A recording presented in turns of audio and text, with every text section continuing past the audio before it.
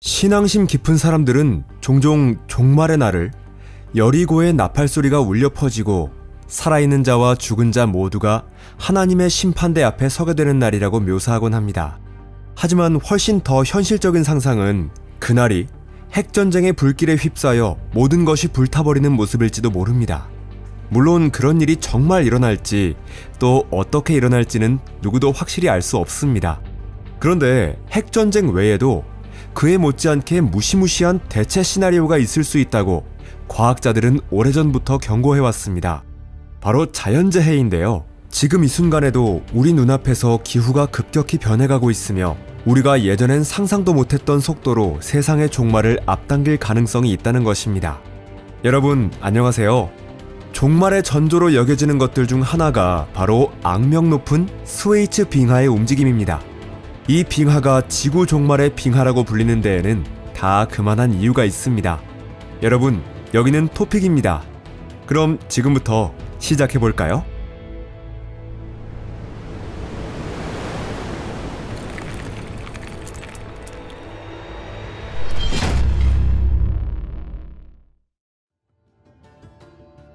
상황평가. 현재 스웨이츠 빙하는 남극 빙상 가운데서도 가장 거대한 덩어리 중 하나로 빠른 이동 속도와 녹는 속도로 널리 알려져 있습니다. 이 거대한 선반 빙하는 두께가 800m에서 최대 2000m에 이르며 서남극 해안선을 따라 무려 120km나 펼쳐져 있습니다. 스웨이츠 빙하의 빙설 설편은 엠러슨 해에 면한 파인 아일랜드만으로 흘러드는데 이 지역은 머피산이라는 사화산의 동쪽에 자리하고 있습니다. 그리고 이 빙하의 표면 이동 속도는 2021년 기준으로 연간 600m에 달했습니다. 빙하 학자들은 앞으로 5년 안에 이 빙하의 이동 속도가 연간 2km에 이를 것으로 내다보고 있습니다.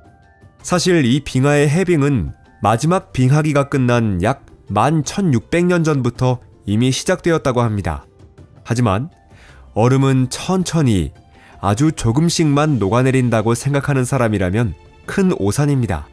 만약 빙하기와 간빙기의 순환이 단지 지구가 태양을 타원 궤도로 도는 운동에만 의존하고 있다면 그렇게 느리고 점진적인 과정이었을지도 모릅니다. 그러나 이런 생각은 이제 구시대적인 이론에 불과합니다. 최신 연구에 따르면 빙하기가 발생하는 데에는 세차 운동, 즉 지구 자전축의 기울기 변화가 결정적인 역할을 한다는 것이 밝혀졌습니다. 요즘의 이론에 따르면 북반구와 남반구의 빙하 해빙은 훨씬 더 긴밀한 상호작용을 하고 있다고 합니다. 특히 지구 자전축 기울기의 변화로 인해 북반구의 빙하가 녹아내리면서 그로 인해 북대서양에 엄청난 양의 융빙수가 흘러들었다고 추정됩니다. 그 결과 해류의 흐름이 달라졌고 이어서 남대서양뿐만 아니라 전 세계 바다의 수온이 급격히 상승하게 되었던 것입니다.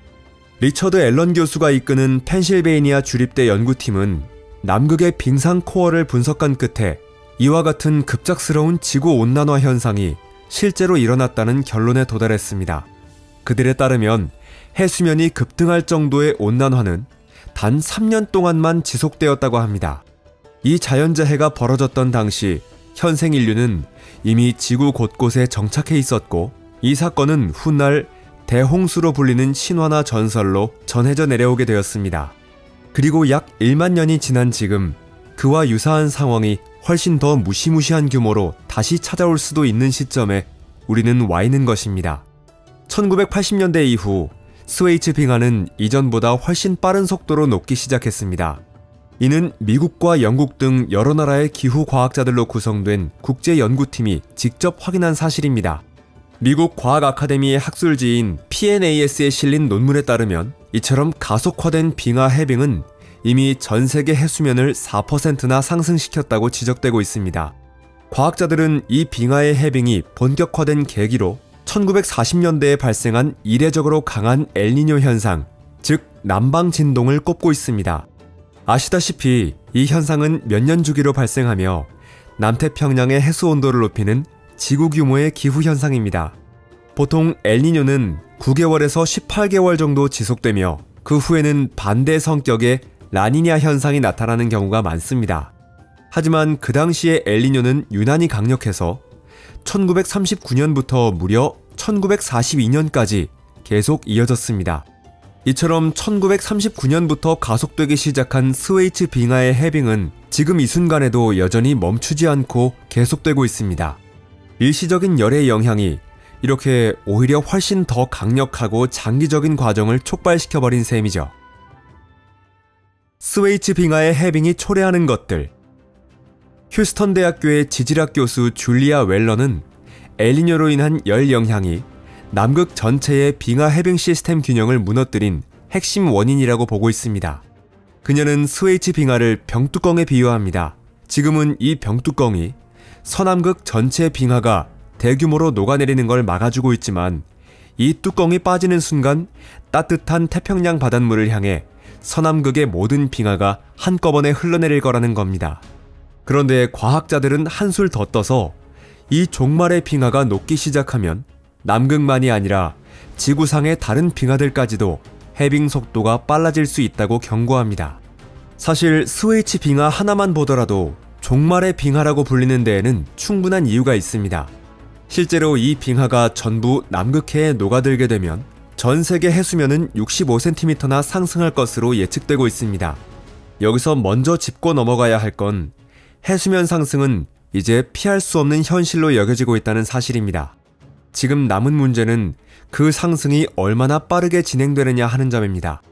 수십 년 전만 해도 스웨이츠 빙하는 곧 무너질 거라는 위기설이 있었지만 점차 붕괴까지는 10만 150년은 걸릴 것이라는 다소 완화된 관측으로 바뀌어 왔습니다.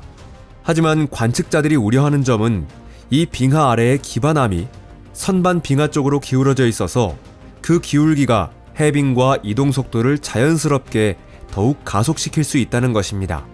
과학자들은 이 종말의 빙하를 지탱하고 있는 선반 빙하가 붕괴될 경우 해안선을 따라 약 100km 길이의 거대한 얼음 절벽이 드러날 수 있다고 걱정하고 있습니다. 그렇게 되면 그 거대한 얼음 덩어리들이 바다로 한꺼번에 무너져 내릴 가능성도 배제할 수 없습니다. 다만 최근까지는 선반 빙하가 무너져도 그 다음에 형성되는 빙벽은 비교적 낮고 안정적이라는 안도할 수 있는 이론이 있었습니다. 이 이론에 따르면 아무리 비관적인 시나리오라고 해도 스웨이츠 빙하는 앞으로 50년은 더 버틸 수 있다는 것이었죠. 그런데 최신 연구는 이런 낙관론에 찬물을 끼얹었습니다. 2025년 3월 13일 국제기후학자협의체는 스웨이츠 빙하의 현재 상태를 다룬 보고서를 발표했는데 낙관하던 사람들조차 충격을 받을 정도의 내용이었습니다. 보고서에 따르면 빙하의 동쪽 측면에서는 대규모의 비스듬한 균열이 여러 개 생겨났고 그 균열들은 해마다 약 2km씩 길어지고 있다고 합니다. 이 추세가 계속된다면 기존에는 5만 150년쯤 후로 예상되던 붕괴가 불과 5년 안에 현실이 될 수 있다는 이야기입니다. 참고로 이 빙하는 너무나 거대해서 면적으로 따지면 영국 전체가 통째로 들어갈 정도입니다. 그런데 지난 10년은 이 빙하에게 가장 암울한 시기로 비교적 짧은 시간 안에 무려 6천억 입방미터나 되는 부피가 사라졌습니다. 이 빙하는 따뜻한 바닷물이 서남극 빙상으로 유입되는 걸 막아주는 댐과도 같은 존재이기 때문에 인류 전체에게 엄청난 경고로 받아들여야 합니다. 이 빙하가 사라지면 더 이상 따뜻한 바닷물이 남극 대륙 지표면과 그 아래 2에서 3km에 이르는 빙하 바닥 사이에 스며드는 걸 막아줄 방어선은 사라지게 됩니다. 참고로 남극의 평균 빙하 두께는 약 2040m이며 가장 두꺼운 지역은 무려 4500m에 달합니다. 그런데 스웨이츠 빙하가 종말의 빙하라 불리는 이유는 단순히 그 거대한 크기 때문만은 아닙니다. 물론 이 빙하 하나만 녹아도 해수면이 65cm 상승하는 건 사실입니다. 그것만으로도 엄청난 일이고 수많은 도시와 나라, 섬들이 바닷속으로 잠기게 될 것입니다. 특히 몰디브처럼 천국 같은 섬나라, 네덜란드, 베네치아, 방글라데시처럼 해수면보다 낮은 연안 지역을 가진 나라들은 직격탄을 맞게 될 것입니다.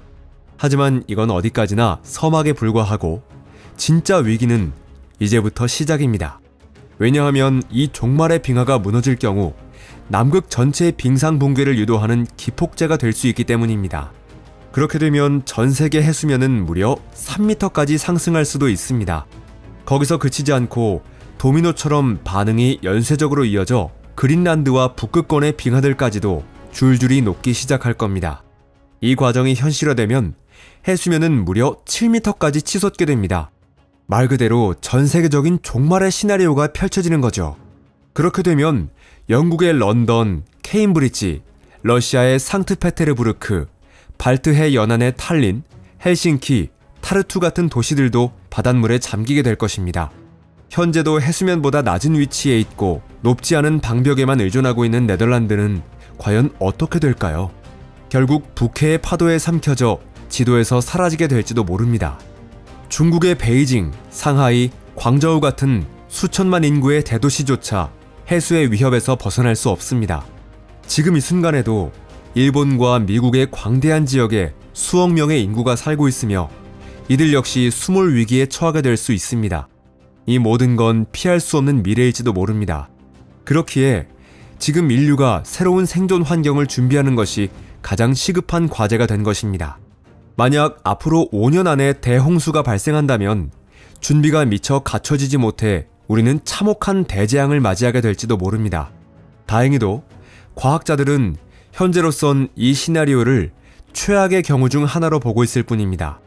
하지만 중간 단계의 시나리오라 하더라도 결코 안심할 수 있는 수준은 아닙니다. 이 시나리오에서는 이번 세기 중반까지 해수면 상승이 1m 이내에 그칠 것으로 예상되지만 실제로 어떻게 될지는 여전히 7개의 베일에 쌓인 미지의 영역으로 남아 있습니다. 게다가 남극 빙하 해빙 속도는 지구 온난화의 심화와 맞물려 더욱 빨라지고 있습니다. 지구 반대편 극지방에서도 똑같은 현상이 벌어지고 있습니다. 덴마크 기상연구소의 추산에 따르면 2021년 이후 북극권에서는 여름 한철 동안 하루에 약 80억 톤의 얼음이 녹고 있으며 이는 과거 연평균의 거의 2배에 달한다고 합니다. 같은 기관의 발표에 따르면 2021년 여름에는 그린란드 북부에서 섭씨 20도에 가까운 기온이 관측됐는데 이는 평년보다 2배 가까이 높은 수치였습니다. 하지만 선진국들은 이런 재앙을 손 놓고 기다리기만 하지는 않았습니다. 2018년 스웨이치 빙하를 연구하는 국제 프로젝트의 일환으로 전담 모니터링 조직이 설립된 것입니다. 가능한 해결책. 이 문제들은 워낙 심각해서 이제는 아무리 황당하고 거대한 프로젝트가 제안되어도 사람들은 그다지 놀라지 않게 되었습니다. 예를 들어 시카고 대학교의 더글러스 맥케인 교수는 따뜻한 바닷물이 빙하 아래로 파고드는 걸 막기 위해 공기를 통과시키는 파이프망을 설치하고 거기서 뿜어져 나오는 공기방울로 일종의 장벽을 만들어 물의 침입을 막자는 파격적인 아이디어를 제안했습니다. 한층 더 기상천외한 발상으로는 빙하 표면을 태양광을 반사하는 특수한 시트로 덮어버리는 방법도 있습니다. 사실 이 방식은 알프스 일부 지역의 빙하를 보호하기 위해 실제로 사용된 사례가 있습니다. 하지만 이런 빙하 보호 프로젝트들은 아직까지는 이론적인 구상 수준에 머물러 있는 상황입니다.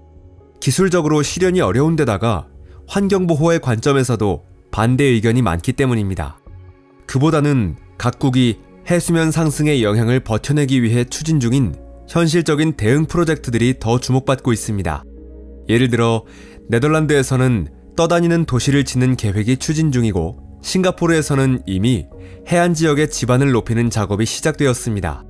베네치아 또한 도시를 지키기 위한 프로젝트를 본격적으로 시작했습니다.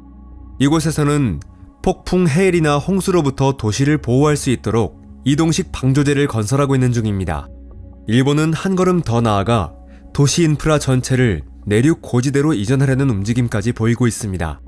이러한 노력들을 보면 인류는 종말의 빙하가 일으킬지도 모를 전 세계적인 파괴적 변화조차도 극복할 수 있는 잠재력을 지니고 있다고 말할 수 있을 것입니다. 결국 중요한 건 우리 스스로가 이 위협의 심각성과 대응을 준비할 수 있는 남은 시간을 얼마나 현실적으로 직시하느냐에 달려 있습니다. 오늘 영상이 흥미로우셨다면 좋아요 한번 눌러주시고 SNS로 공유해주시면 큰 힘이 됩니다. 그럼 다음에 또 뵙겠습니다. 안녕히 계세요.